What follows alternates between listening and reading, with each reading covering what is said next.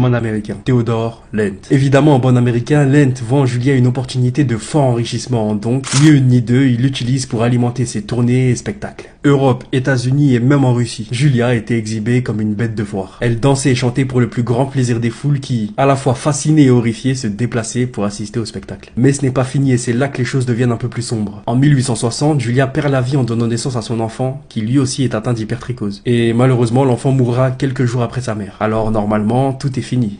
Mais non, en bon américain, Theodore Lent voit une opportunité inestimable dans la mort de Julia et de son enfant. Donc ce qu'il va faire, c'est qu'il va momifier le corps de Julia et de son enfant et qu'il va continuer de les exposer dans les musées dans toute l'Europe. Et on ne parle pas de seulement 5 ou 10 années d'exposition, non. Pendant plus d'un siècle, les restes de Julia et de son enfant ont été déplacés de ville en ville, de musée en musée. Et tout ça, seulement pour amuser la galerie. Ce n'est qu'en 2013 et après des années de combat que Julia est finalement rapatriée au Mexique pour être enterrée dignement.